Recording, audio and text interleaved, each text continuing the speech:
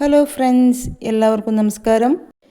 English grammar മലയാളത്തിൽ പറഞ്ഞു തരാം. നാമം, നൗണാണ് നാമം. രാജൻ, സൂര്യൻ, പേന, ലോറി, കോട്ടയം, പുസ്തകം തുടങ്ങിയ പദങ്ങളൊക്കെ നാമങ്ങളാണ് അഥവാ പേരുകൾ. നൗൺ എന്ന് പറഞ്ഞാൽ നാമം അഥവാ പേരുകൾ. Rajan, sun, lorry, Kottayam, book, etcetera. Number 2, സർവനാമം, പ്രോനൗൺ. എപ്പോഴും പേരുകൾ ഉപയോഗിക്കേണ്ട ആവശ്യം വരില്ല. നാമങ്ങൾക്ക് പകരമായി ഉപയോഗിക്കുന്ന വാക്കുകളാണ് സർവനാമങ്ങളായി അറിയപ്പെടുന്നത്. ഉദാഹരണം: അവൻ, ഹി, അവൾ, ഷീ, അവർ, ദേ, എൻ്റെ, മൈ. നമ്പർ 3, നാമവിശേഷണം, അഡ്ജക്റ്റീവ്, നാമവിശേഷണം. നാമങ്ങളെ വിശേഷിപ്പിക്കുവാൻ ഉപയോഗിക്കുന്ന പദങ്ങളെ നാമവിശേഷണം എന്ന് പറയുന്നു. ക്ലെവർ ബോയ്, സാമർഥ്യമുള്ള ആൺകുട്ടി. ക്ലെവർ ബോയ്, സാമർഥ്യമുള്ള ആൺകുട്ടി. ഇവിടെ ആൺകുട്ടിയെ വിശേഷിപ്പിക്കുന്ന സാമർഥ്യമുള്ള, ക്ലെവർ എന്ന പദം നാമവിശേഷണമാണ്. നമ്പർ 4, ക്രിയ, വെർബ്, ക്രിയ.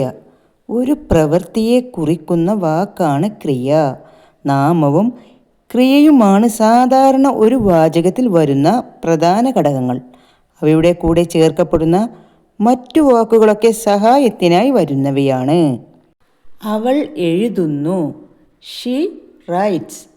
ഈ വാക്യത്തിൽ എഴുതുന്നു എന്നത് ക്രിയയാകുന്നു. എഴുതുന്നു എന്ന വാക്യം ഏതാണ്? റൈറ്റ്സ്, എഴുതുന്നു. ഇതാകുന്നു ഈ വാക്യത്തിലെ ക്രിയ. Usha reads a book. ഈ വാചകത്തിലും വായിക്കുന്നു. റീഡ്സ് എന്ന വാക്കാണ് ക്രിയ. റീഡ്സ് എന്ന വാക്കാണ് ഈ വാചകത്തിലെ ക്രിയ. Usha reads a book. Number 5, ക്രിയാവിശേഷണം, ആഡ്വർബ്. ക്രിയാവിശേഷണം ആഡ്വർബ്. നാമത്തെ വിശേഷിപ്പിക്കുന്നത് പോലെ ക്രിയയെ വിശേഷിപ്പിക്കുന്ന പദങ്ങളുമുണ്ട്. ഈ പദങ്ങളെ ക്രിയാവിശേഷണം എന്ന് പറയുന്നു. കിരൺ സാവധാനത്തിൽ നടക്കുന്നു. അതിൻ്റെ ഇംഗ്ലീഷിൽ എങ്ങനെ പറയാം? Kiran walks slowly. ഈ വാചകത്തിൽ നടക്കുന്നു, വാക്സ് എന്ന ക്രിയയെ വിശേഷിപ്പിക്കുന്ന പദമാണ് സ്ലോലി എന്നത്. ബീന സുന്ദരമായി ചിത്രം വരയ്ക്കുന്നു. അത് ഇംഗ്ലീഷിൽ എങ്ങനെ പറയും? Beena draws beautifully. വരയ്ക്കുന്നു, ഡ്രോസ് വരയ്ക്കുന്നു എന്ന ക്രിയയെ സുന്ദരമായി, അതായത് ബ്യൂട്ടിഫുൾ എന്ന പദം കൊണ്ട് വിശേഷിപ്പിക്കുന്നു. ക്ലാസ് ഇവിടെ വൈൻഡപ്പ് ചെയ്യുകയാണ്.